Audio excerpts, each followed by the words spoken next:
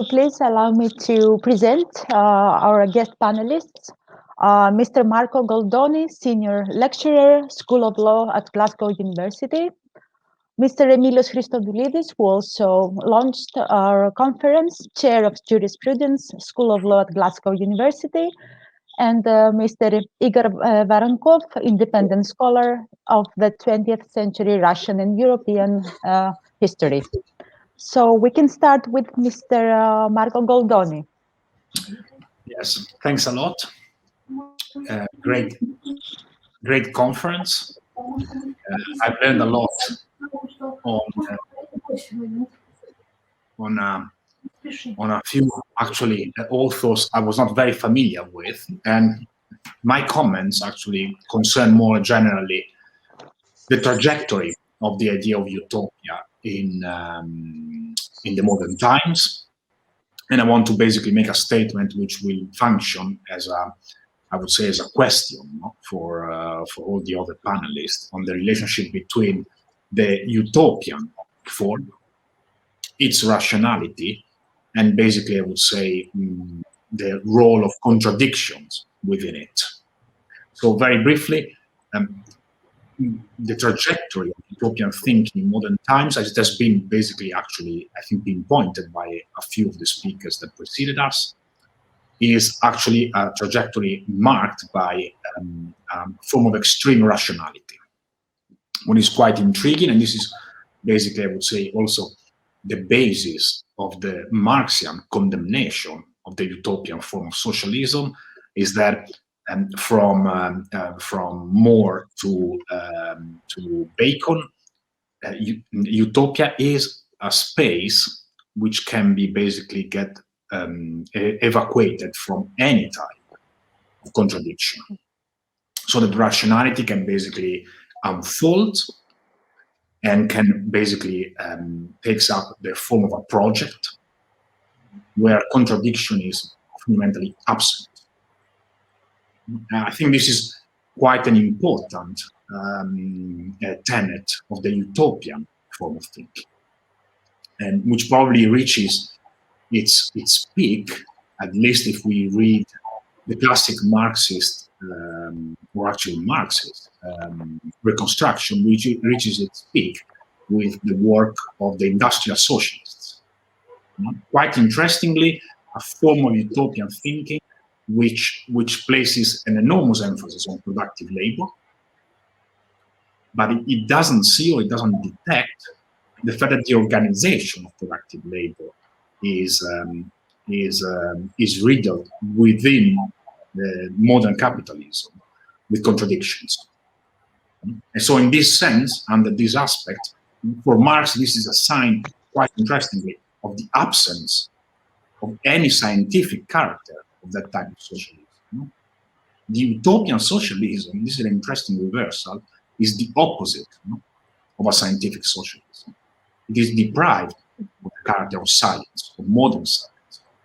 And I find this quite intriguing because in my impression is that against the modern line of development of the utopian way of thinking, Marx actually turns it upside down. So the utopian form of thinking is, in modern times, a way of coupling together political order, knowledge, and technology, and in a way that basically, I would say, goes or pass through all the major authors of modern times and probably reaches, as I was saying, the industrial socialists. For Marx, this is the opposite. That type of utopian form of thinking is a way of decoupling science and order. And that's quite an interesting challenge. It's quite an interesting challenge to the type of utopia form of thinking that we have been discussing today. And I find it quite challenging in light in particular of what we were saying about the seminal figure, basically Lenin's great adversary, theoretical adversary, which was Bogdanov, for whom actually it was conceivable, a technology, a science of organization that would actually be completely depleted of any type of contradiction. And in fact, what one might actually wonder or ponder, and this might be a question that we would like to address, what is exactly the space that is left, or the function, if I may talk of a function here, that is left to class struggle in Bogdanov's thinking. Now, I want to wrap up quite quickly my statement, and I want to pinpoint to another development that, quite interestingly, it hasn't been touched upon, and a development of which actually I have only a cursory understanding, but which I find quite intriguing as well. That is that while in Russian both artistic and philosophical thinking, the beginning of the 20th century is actually usually captures forms of extreme rationalism. Some thinkers, I'm thinking in particular about Germany at the beginning of the 20th century, tries to, or the first half of the 20th century, to give it a very wide scope, tries actually to cope with a certain crisis of the utopian form of thinking by trying to inject new energy in that way of thinking, by basically rescuing a particular type of messianic attitude.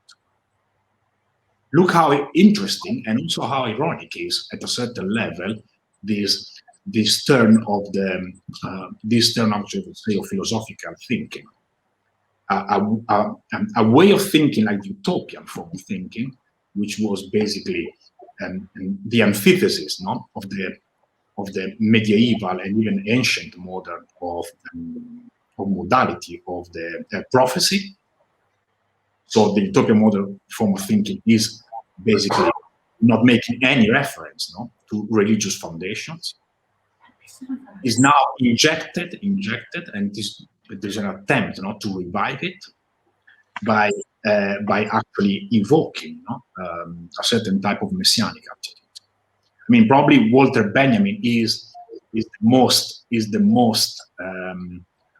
most outspoken thinker of this type of attitude. But let's think also about a more recent, relatively recent attempt by Ernst Bloch to revive, with the principle of hope and principle of responsibility, a certain type of messianic understanding, so that again, what a certain type of energy that seemed lost in Western Europe is again, I would say, conjured up by trying to graft a religious element or a theological, to be more precise, more accurate, a theological aspect to a form of thinking which is originally actually fundamentally decoupled from religion and from any theological dimension.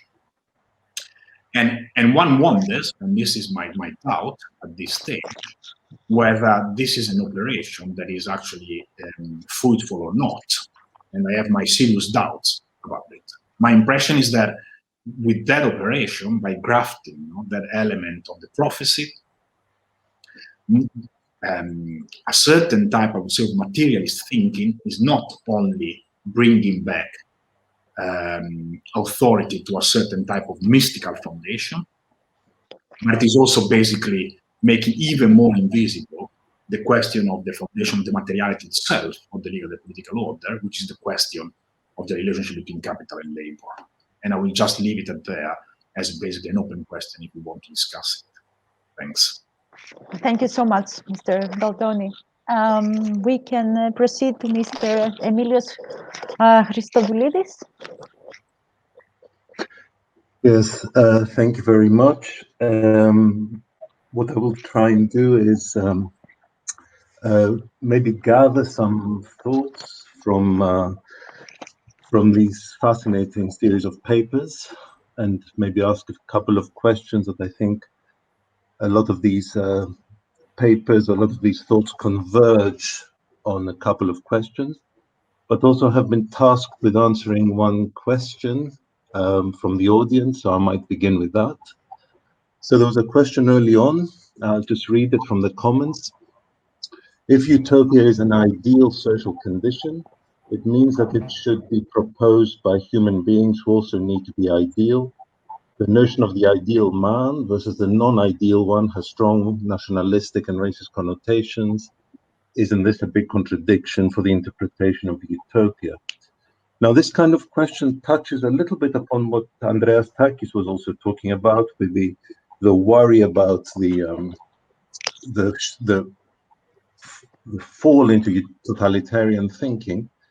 But I think it's a key question in this sense, because the answer now brings us onto the terrain of utopia, depends on whether one starts with a negative or a positive gesture.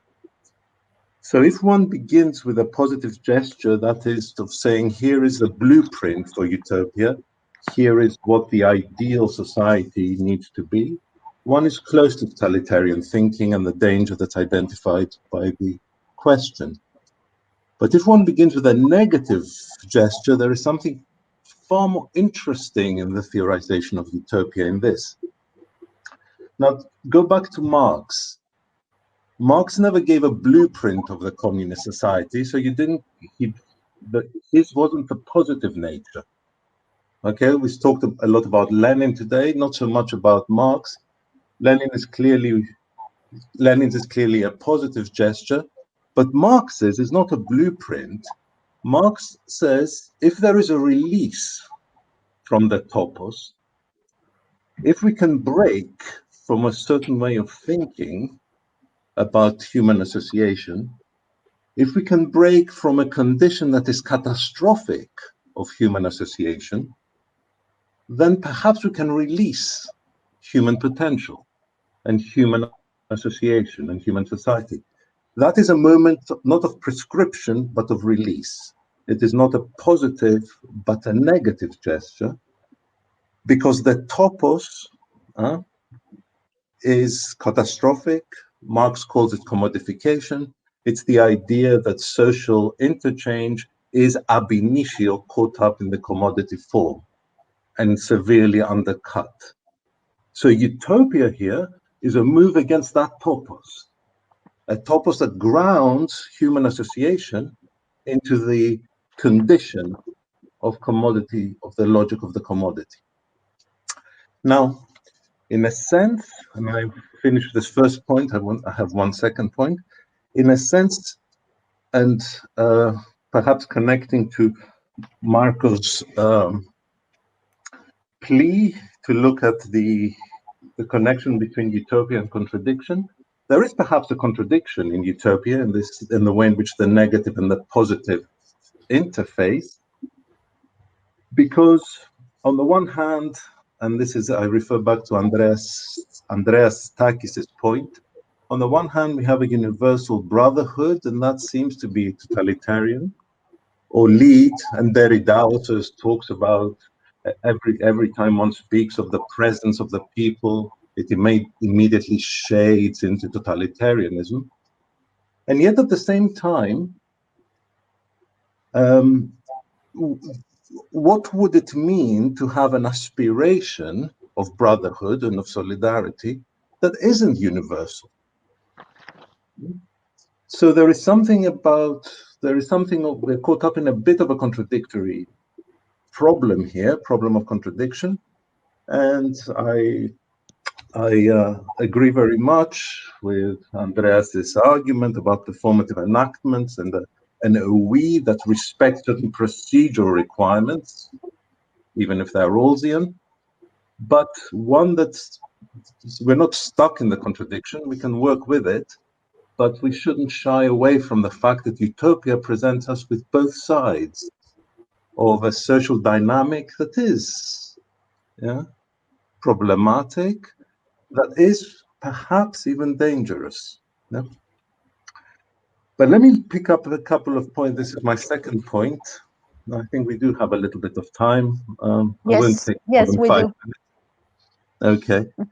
I just wanted to connect a few things, and going back to the idea again of utopia, of this negation of topos, the negative moment, the negation of ground. Okay, look how interesting it is that utopia is defined, in a moment of negativity. It is that which defies locution. It is not the suggestion of a different locution. Initially, utopian thought is that which departs from a certain way of understanding the world. It departs to move away from, let's say, a given economy of representation. And I say this in order to capture so much of the wealth of today's presentations, which were all about the economies of representation and trying to challenge ways in which those economies operated, whether it had to do with the disrespect of given boundaries, with Tatlin, a refusal to respect boundaries, whether with Alberti earlier, it is about the unclassifiable genre. Again, the utopian linked with the refusal to accept the given. Utopia linked, if you like, with what breaks with a certain order or a certain economy of understanding and representation. And I want to finish with this really interesting thought of how this negative gesture can actually happen, what might allow it passage. And again, I'm always intrigued by the idea of the dialectic, the idea that something that is born out of what exists, in Arvatov's words, the bosom of the old order, something that comes from it, because of course, that is where things are generated in existing situation. What is born out of what is, under what conditions, and yet can transcend that condition, which is a moment of utopia. And these are not smooth transitions, these are not smooth passages. And Dr. Alifragis did extremely well to alert us to this idea of the epoche and that which is suspended.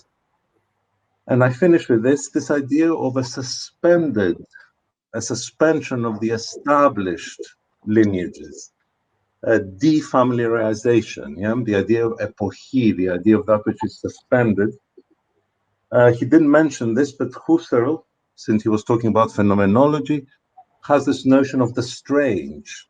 And the notion of the strange in Husserl is precisely that which defamiliarizes, that which invites, that which disturbs, if you like, the smooth passage in the emergence of the phenomenon. And what's so interesting about Tarkovsky and Stalker, and thank you very much for those extraordinary pictures of the zone and the blurring of the boundaries, the zone as a space of the succession of spaces. Everything equivocates here. This is the realm of pure ambivalence.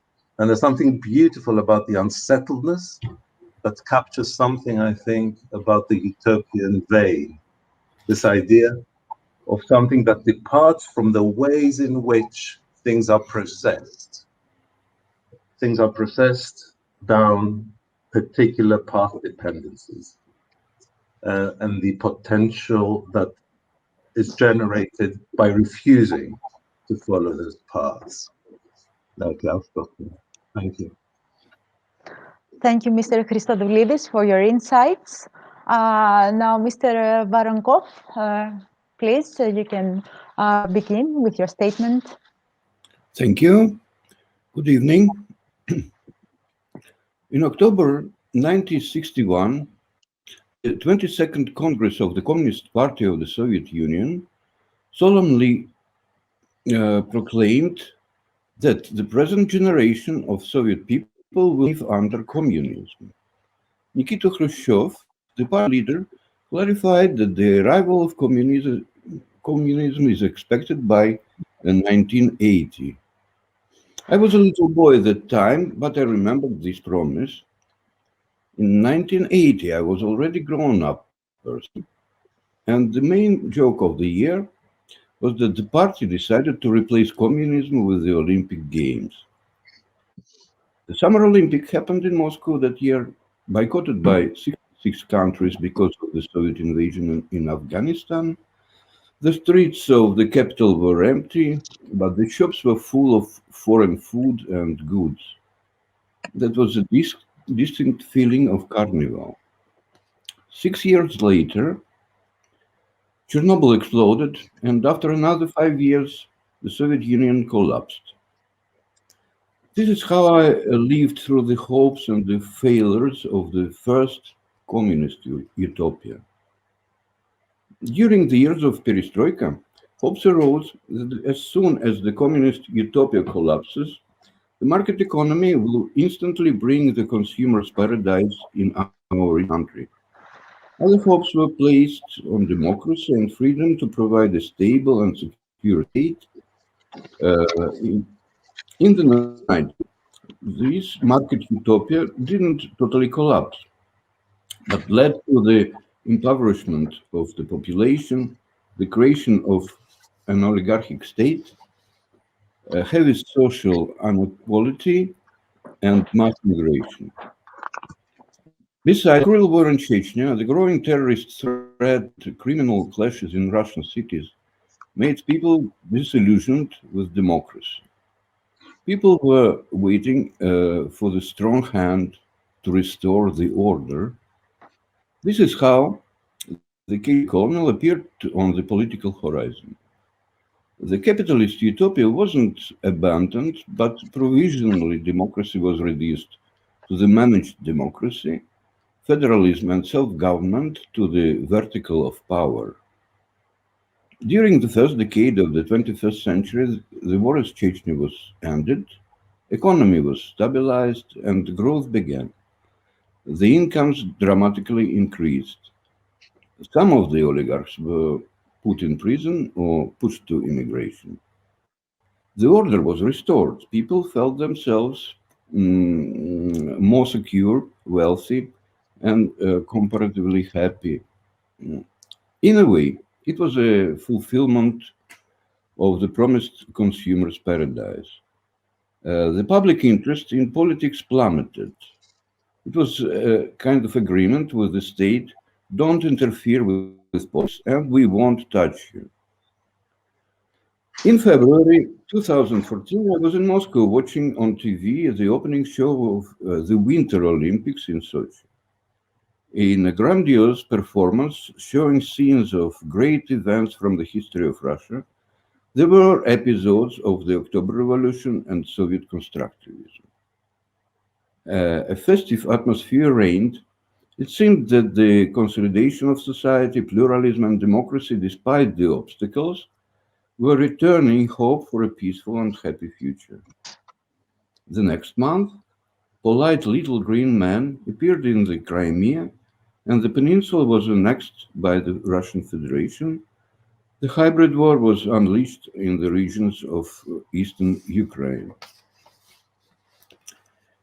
In 2017, the centenary anniversary of the revolution was officially ignored by Russian authorities. It's nothing to commemorate, as the president's press secretary announced.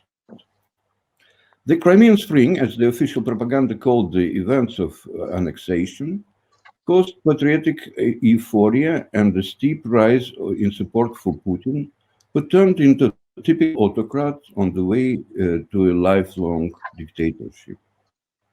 From that time, the new utopia started to reign the state and the country, this time the conservative and imperial one. The future now belongs to the past. Russia has its own way, its own truth, no friends, only fellow travelers. Recently, it seems that the magic of this pessimist dream is starting to dissipate as the new post-Soviet generation is coming to active life. The last period of the Russian history shows the astonishing reverse evolution of utopian cycles. A failed project of a communist utopia is replaced by a dubiously successful project of a capitalist utopia, which in turn develops into a concept of a conservative utopia. The latter, it seems to me, has negligible chances of implementation. However, not only the utopian projects themselves, but also their collapses and dystopias make history move forward. Thank you. It was my statement, personal rather. Thank you, Mr. Voronkov. It was a great pleasure to have you here, all of you, all three panelists, and with your crucial statements. I think they were absolutely brilliant for this conference. And I think now we can proceed to the discussion between the speakers to address the questions submitted by the public. At this point, I should also tell you that our conference is being recorded, so you may find it in the next few days on YouTube and on our Facebook page.